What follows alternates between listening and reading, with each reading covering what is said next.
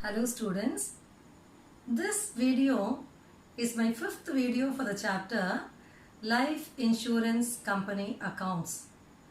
Before you proceed to watch this video, kindly watch my previous videos for this chapter, for which I'll give you the link in the description. Only then you'll be able to follow the contents of this video better. In my previous video, I have worked out a problem involving revenue account along with appropriations. In today's video, I am going to tell you about the preparation of valuation balance sheet. Let us proceed further now. Today, I am going to tell you about the computation of profit in life insurance business, which involves the preparation of valuation balance sheet. In order to calculate the profit in life insurance business, first of all, we have to find out the net liability of life insurance business. That is only with the help of the net liability only if we know what is the net liability of life insurance business, then only we will be able to find out the profit in life insurance business. So what is to be found out first is we have to calculate the net liability of life insurance business. So when you talk about calculation of this net liability of life insurance business, it is a highly technical one and it will be done by experts called as actuaries. So who are actuaries? Actuaries are the experts who are entrusted with the work of calculating the net liability of life insurance business. The process by which the net liability is determined by the actuaries is called as actuarial valuation. So, in order to calculate the profit in life insurance business, what is needed first? First of all, we have to find out the net liability. We have to determine the net liability of life insurance business. This net liability will be calculated by experts called as actuaries. And how will you call the process by which the net liability is determined? Such a process is known as actuarial valuation. So whatever is the net liability as per actuarial valuation, that will be already given to us in the problem. Okay, then let me tell you what should be done next. Once the net liability of the life insurance business is determined, then it has to be compared with the life insurance fund. It has to be compared with what? It has to be compared with life insurance fund on that particular date. Okay, the life insurance fund on that particular date, that again will be given to us in the problem itself. So the net liability has to be compared with the life assurance fund, which will be given in the problem, in order to calculate whether we have surplus or deficiency. So when you make this comparison, when you compare what? When you compare the net liability of the life insurance business with the life assurance fund, based on that comparison, you can find out whether we have surplus or deficiency. So you should know when there is surplus and you should know when there will be deficiency. If the amount of life assurance fund is more than net liability, then the excess is treated as what? It is treated as surplus, which is also known as profit. It's so very obvious, isn't it? If the life insurance fund is more than the net liability as has been calculated by the actuary, then the excess will be regarded as surplus. In other words, the excess will be treated as profit. If it is the other way, that is, if the net liability is more than life assurance fund, then this excess will be treated as deficiency, which in other words will be termed as loss. So when will we say there is loss? When the net liability is more than life assurance fund, then that deficiency, that difference will be treated as deficiency or loss. Whereas when the life assurance fund is more than net liability, then that difference will be regarded as surplus or profit. So in order to find out whether we have surplus or profit, whether we have surplus or deficiency, we'll be preparing something known as the valuation balance sheet. Okay, so this comparison This comparison is made by preparing valuation balance sheet. So now for the valuation balance sheet, there is a format. It's a very simple format we have. So you will be giving the heading for the valuation balance sheet as valuation balance sheet as on such and such date, which will be given to you in the problem. Then you will be having on the debit side one column for particulars and then one column for amount. Again in the credit side one column for particulars and a amount column you will be having.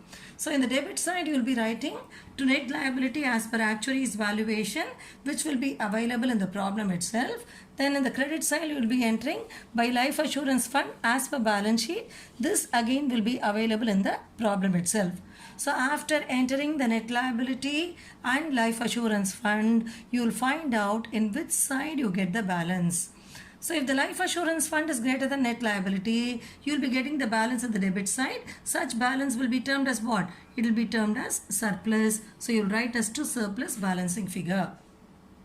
On the other hand, in case if the net liability is more than life assurance fund, you will be getting the balance in the credit side, and such balance will be called as deficiency, which is nothing but loss. So you will be writing it as by deficiency balancing figure.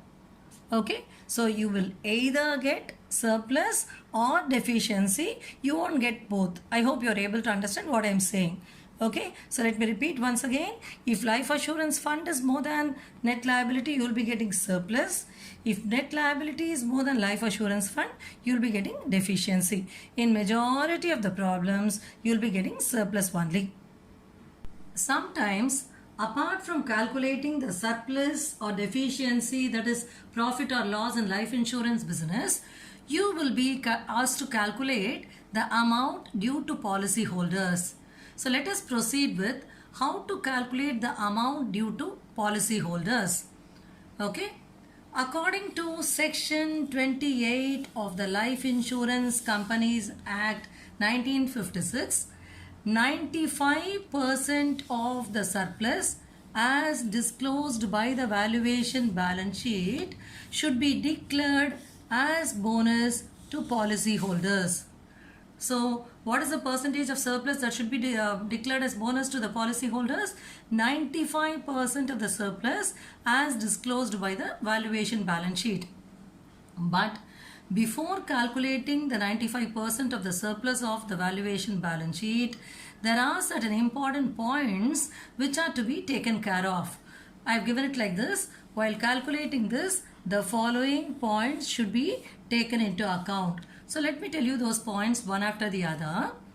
In case if there is any interim bonus paid to policyholders, such interim bonus paid to policyholders should be added back to the surplus as disclosed by the valuation balance sheet. So what should be added? The interim bonus already paid should be added back to the surplus as disclosed by the valuation balance sheet. After calculating the surplus as per valuation balance sheet, add the interim bonus paid to policyholders, because this interim bonus is actually an advance payment. Okay, so while calculating the surplus, you would not have taken this part of the amount. This interim bonus you would not have considered. So now you have to consider it. So it has to be added back to the surplus as disclosed by the valuation balance sheet. That is point number 1. And then point number 2, any dividend payable or loss on revaluation of investments should be subtracted from the surplus disclosed by valuation balance sheet.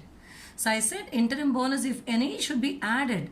But when you say dividend payable, dividend has to be paid only out of the surplus, isn't it? So to that extent, what will happen to the surplus? The surplus will come down. So the dividend payable or any loss on revaluation of investments, if any such information is available in the problem, that should be subtracted, that should be deducted from the surplus disclosed by the valuation balance sheet.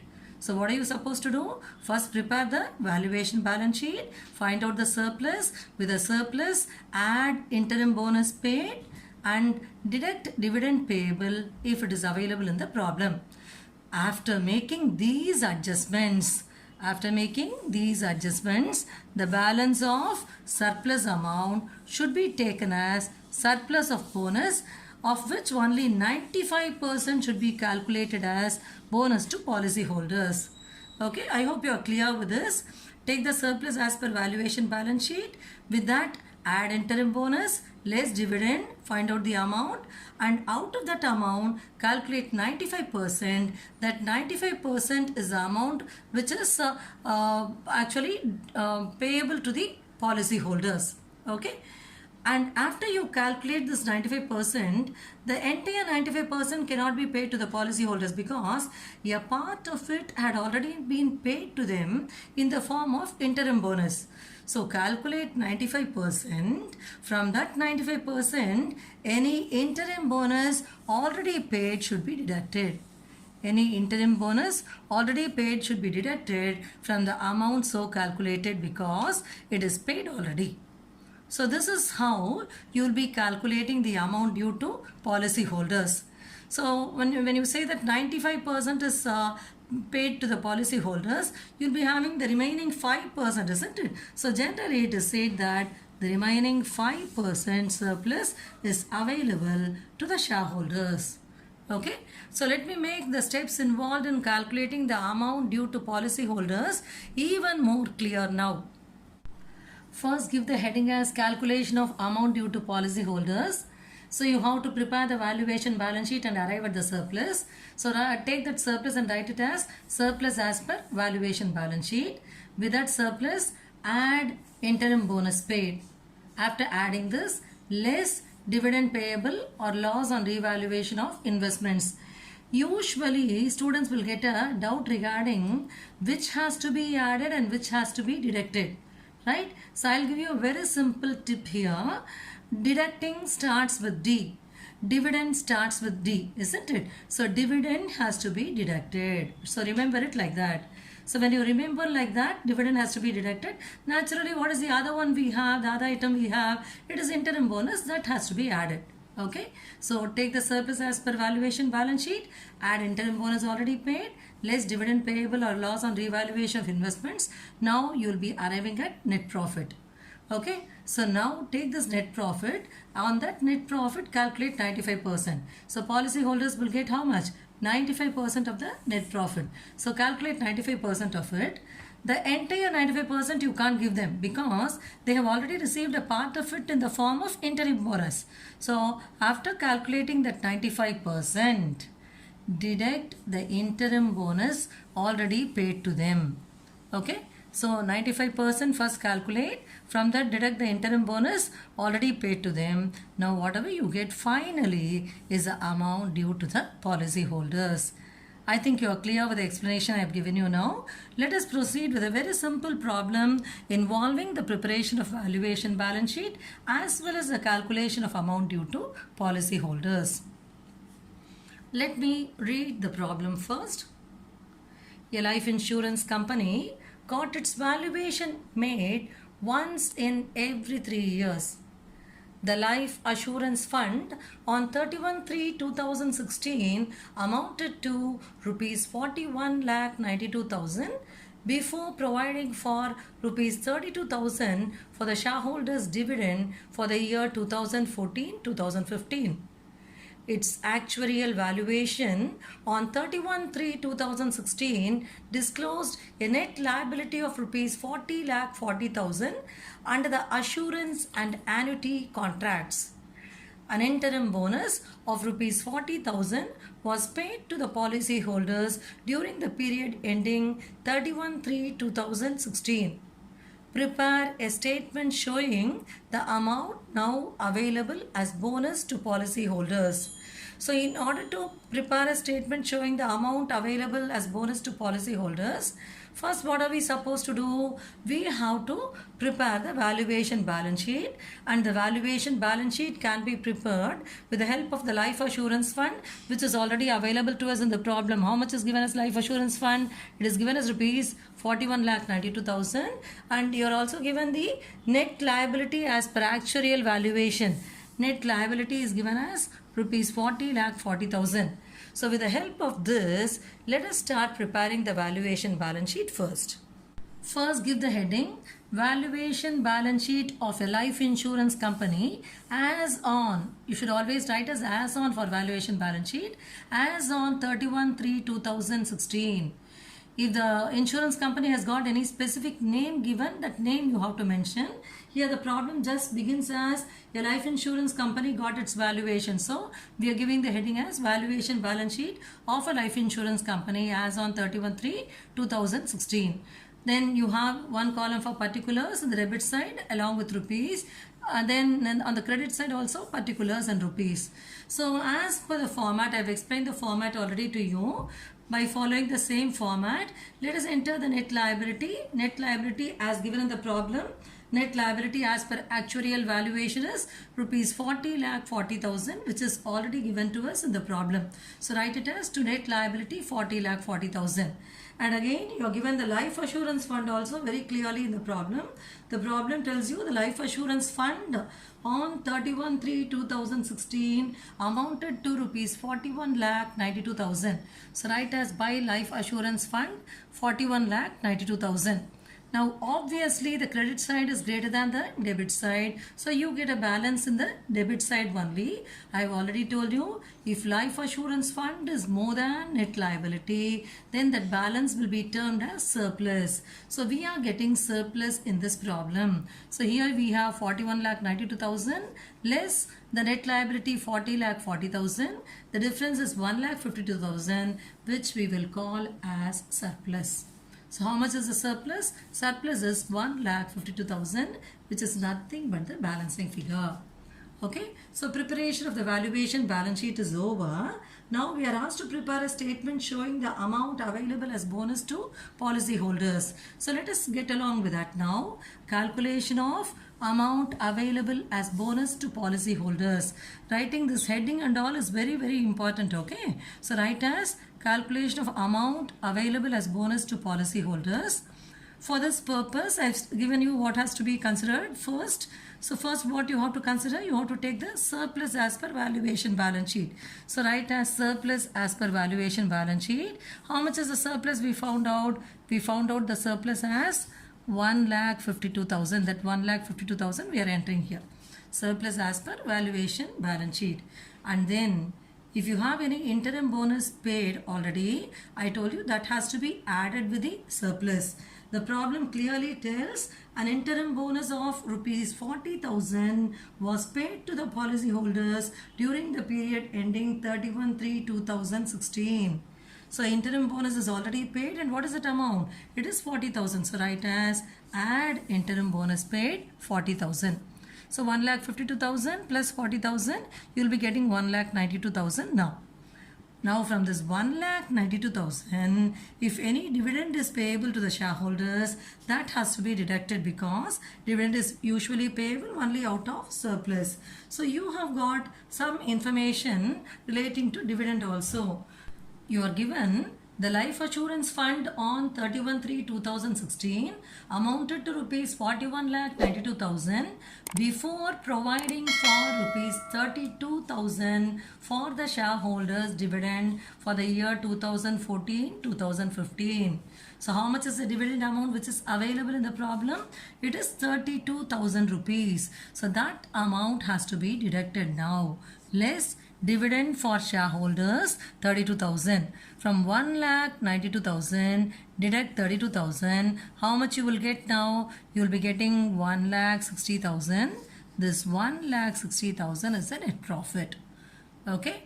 Now on this net profit, what is the rule? As per the rule, how much is payable to the policy holders? How much is the amount due to the policy holders? 95% of the net profit. So calculate 95% of net profit, amount due to policy holders, 95% of net profit, that is 1,60,000 into 95 by 100, you will be getting 1,52,000. Okay, you can calculate and see 1,60,000 into 95 by 100, you will be getting 1,52,000. From this 1,52,000, you have to deduct the interim bonus already paid, because you won't be paying the entire 1,52,000 to the policy holders. Now, they have already received a part of it in the form of interim bonus. So that amount has to be deducted. So write as less interim bonus already paid 40,000. So what will be the amount available as bonus to policy holders? Finally, the amount available as bonus to policy holders will be how much? 1,12,000. How did you get this 1,12,000? You calculated 95% of the net profit, which came to 1,52,000. From that, you deducted the interim bonus already paid 40,000, and then you arrived at the amount available as bonus to policy holders, which is 1,12,000. I hope you are clear with this. Usually, students have a feeling that preparation of valuation balance sheet is something difficult. But it is absolutely easy, as you would have known now. Hope you are clear with the explanations I gave you today. If you like this video, subscribe to my channel. Thank you very much for watching this video.